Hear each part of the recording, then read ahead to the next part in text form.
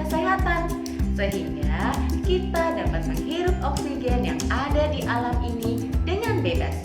Salawat serta salam kita haturkan kepada qudwah hasanah Rasulullah Sallallahu Alaihi Wasallam, kepada keluarga, sahabat, dan para pengikutnya. Semoga kita semua berada di dalam barisan umatnya yang mendapatkan syafaat di hari akhir. Amin ya robbal alamin. Sholli dan sholihah SDS Mentari Arido Islamic School, apa kabar? Semoga kalian semua dalam kondisi sehat dan penuh semangat, meskipun masih harus belajar dari rumah. Bertemu kembali dengan Ibu Guru Nani. Pernahkah kalian berada di tengah-tengah kondisi seperti yang tadi Ibu alami? Bagaimana rasanya? Pasti sangat tidak nyaman karena berada di tengah-tengah udara yang tidak bersih. Kita tidak dapat bernafas dengan baik. Udara adalah salah satu kebutuhan manusia yang tidak bisa dielakkan. Salah satu komponen udara yang dibutuhkan oleh manusia untuk bernafas adalah oksigen. Sholli dan sholihah, dari artikel yang Ibu baca di teknookezone.com, pada anak remaja dan orang dewasa dalam kondisi istirahat, mereka bernafas sebanyak 12 sampai 20 kali dalam 1 menit. Apa artinya? Artinya mereka bernafas mencapai 17.000 sampai 30.000 nafas dalam 1 hari. Itu dalam kondisi istirahat ya. Apabila kita melakukan aktivitas fisik seperti menulis, berjalan, naik tangga, atau bahkan kita melakukan olahraga berat, maka tingkat pernafasan kita akan naik, bahkan mencapai 50.000 nafas dalam 1 hari, bahkan lebih. Bernafas adalah proses menghirup oksigen dan mengeluarkan karbon dioksida. Proses pertukaran oksigen dan karbon dioksida adalah proses yang sangat penting bagi tubuh manusia. Proses tersebut berlangsung secara otomatis, baik dalam kondisi sadar maupun dalam kondisi tidak sadar. Apabila proses tersebut dikendalikan oleh kesadaran manusia, maka ketika manusia tidur, manusia akan berhenti bernafas. Semua itu terjadi atas kehendak Allah Subhanahu wa Ta'ala, sebagaimana terdapat dalam firman-Nya, Quran Surat Ibrahim ayat 34. Kita baca bersama-sama ya. A'udzu billahi minasyaitonir rajim. Bismillahirrahmanirrahim. Wa atakum min kulli ma sa'altumuh wa in ta'uddu ni'matallahi la tuhsuha. Innal insana ladzalumun kafar. Artinya, dan Dia telah memberikan kepadamu segala apa yang kamu mohonkan kepadanya. Dan jika kamu menghitung nikmat Allah, niscaya kamu tidak akan mampu menghitungnya. Sungguh, manusia itu sangat dolim dan sangat mengingkari nikmat Allah. Pada pertemuan kali ini, kita akan membahas mengenai sistem pernapasan pada manusia. Setelah menyimak tayangan-tayangan berikut, siswa dapat 1. Mengetahui pengertian bernapas. 2. Mengetahui organ-organ pernapasan pada manusia. 3. Mengetahui pengertian bagian-bagian sistem pernapasan manusia. 4. Mengetahui cara kerja paru-paru dalam pertukaran udara. 5. Dapat menjelaskan proses bernapas. Sebelum kita membahas lebih lanjut, kita cari tahu dulu ya, apa itu bernapas. Bernapas adalah kegiatan menghirup udara yang mengandung oksigen dan mengeluarkan udara yang mengandung karbon dioksida. Ibu guru ulangi ya. Bernapas adalah kegiatan menghirup udara yang mengandung oksigen dan mengeluarkan udara yang mengandung karbon dioksida.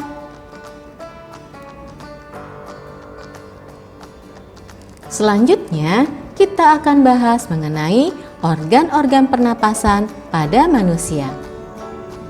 Organ pernapasan pada manusia meliputi hiteru, yaitu hidung, tenggorokan, dan paru-paru. Hidung. Hidung adalah organ pernapasan tempat masuk dan keluarnya udara. Di dalam hidung terdapat serabut saraf pembau, serabut saraf ke otak, silia saraf pembau, dan juga terdapat lendir. Lendir berfungsi mengatur agar suhu dan kelembaban udara sesuai dengan tubuh. Selain itu, juga terdapat bulu-bulu hidung. Bulu hidung berfungsi menyaring udara agar kotoran tidak masuk ke dalam saluran pernapasan. Udara yang masuk ke hidung akan mengalami 3 proses. Yang pertama, penyaringan udara. Sehingga udara yang masuk ke dalam paru-paru bebas dari debu dan kotoran. 2. Penghangatan udara. 3. Pengaturan kelembaban udara. Selanjutnya, udara akan masuk ke tenggorokan. Di dalam tenggorokan terdapat faring. Faring adalah percabangan atau persimpangan antara saluran pernapasan dengan saluran pencernaan. Kemudian, udara akan masuk ke laring. Laring adalah pangkal tenggorokan yang menghubungkan faring dengan trakea. Di dalam laring terdapat katup yang disebut epiglotis. Pada saat kita makan atau minum, epiglotis akan menutup, sehingga makanan dan minuman akan masuk ke kerongkongan. Pada saat kita bernapas, epiglotis akan membuka, sehingga udara masuk ke tenggorokan. Pada saat kita makan atau minum, hendaknya tidak sambil berbicara, agar makanan yang kita makan tidak masuk ke dalam tenggorokan. Apabila makanan atau minuman tersebut masuk ke dalam tenggorokan, maka tubuh kita akan bereaksi, yaitu akan terbatuk. Selanjutnya, udara akan melewati trakea.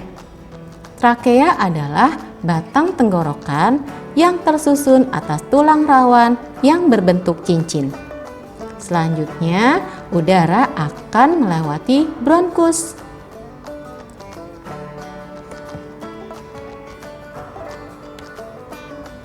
Kemudian, udara akan masuk ke dalam paru-paru.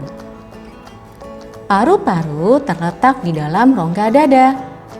Paru-paru dibungkus oleh selaput paru yang disebut dengan pleura.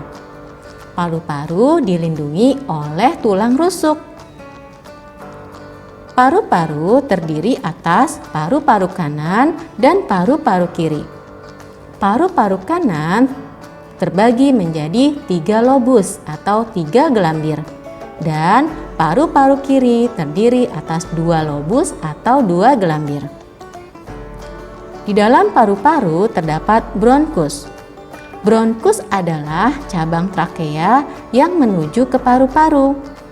Kemudian udara akan melewati bronkeolus dan berakhir di alveolus. Alveolus merupakan saluran akhir dari alat pernafasan yang berupa gelembung-gelembung udara. Di dalam alveolus terjadi pertukaran oksigen dan karbon dioksida.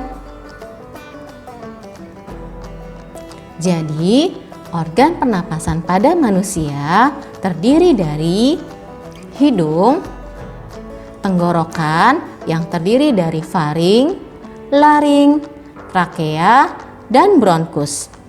Kemudian paru-paru yang terdiri dari bronkeolus dan alveolus.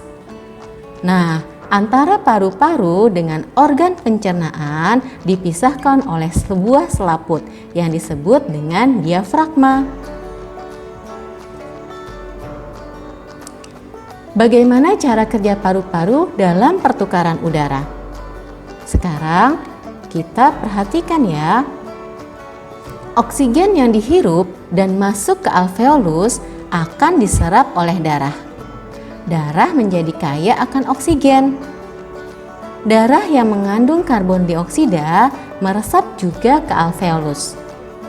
Pertukaran gas oksigen dan karbon dioksida terjadi di kantong udara atau alveolus. Gas karbon dioksida keluar dari darah dan masuk ke saluran pernapasan untuk dikeluarkan saat menghembuskan napas. Ibu guru ulangi ya, cara kerja paru-paru dalam pertukaran udara. Oksigen yang dihirup dan masuk ke alveolus akan diserap oleh darah. Darah menjadi kaya akan oksigen. Darah yang mengandung karbon dioksida meresap juga ke alveolus. Pertukaran gas oksigen dan karbon dioksida terjadi di kantong udara atau alveolus. Gas karbon dioksida keluar dari darah dan masuk ke saluran pernapasan untuk dikeluarkan saat menghembuskan napas. Nah, sekarang kita lihat bagaimana proses pernapasan pada manusia. Manusia bernapas menghirup udara yang mengandung oksigen dan mengeluarkan udara yang mengandung karbon dioksida. Pada saat menghirup udara, paru-paru akan mengembang, dan saat mengeluarkan udara, paru-paru akan mengempis. Selain itu, pada saat udara masuk ke dalam paru-paru, rongga dada akan membesar, sehingga tulang rusuk atau diafragma akan berkontraksi. Dan pada saat udara keluar, rongga dada akan mengecil, sehingga tulang rusuk atau diafragma akan kembali ke posisi semula. Udara masuk ke dalam tubuh manusia melalui rongga hidung. Di dalam rongga hidung terdapat bulu-bulu hidung dan selaput lendir yang berfungsi dalam menyaring kotoran yang masuk bersama udara. Di dalam rongga hidung juga terjadi penyesuaian suhu dan kelembaban udara oleh pembuluh darah, sehingga udara yang masuk ke paru-paru tidak terlalu lembab ataupun terlalu kering.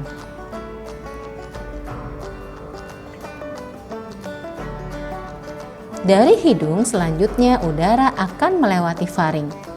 Faring merupakan persimpangan antara saluran pernapasan dengan saluran pencernaan. Pada persimpangan tersebut terdapat epiglotis yang berfungsi dalam menjaga makanan agar tidak masuk ke dalam saluran pernapasan. Setelah faring, selanjutnya udara akan masuk ke dalam laring atau pangkal tenggorokan. Di laring terdapat pita suara. Pada saat kita berbicara, pita suara akan bergetar sehingga timbullah suara. Udara selanjutnya diteruskan menuju trakea atau batang tenggorokan. Trakea disusun oleh tulang rawan yang berbentuk cincin yang berfungsi untuk memudahkan proses pernapasan. Dari trakea, kemudian udara akan melewati bronkus untuk menuju ke paru-paru. Setelah melewati bronkus dan bronkiolus, udara akan sampai di alveolus. Di dalam paru-paru terdapat sekitar 300 juta alveolus. Alveolus merupakan tempat difusi antara gas oksigen dengan karbon dioksida terhadap pembuluh kapiler darah. Dari alveolus, oksigen akan berdifusi ke dalam kapiler darah, dan sebaliknya, dari kapiler darah, karbon dioksida akan berdifusi ke dalam alveolus.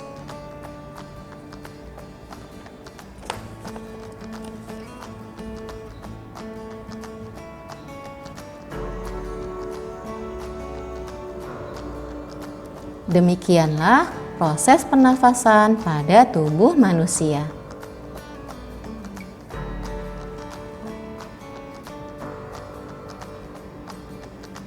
Kita ulangi proses pernapasan pada manusia. Mula-mula udara masuk ke dalam tubuh manusia melalui hidung atau mulut.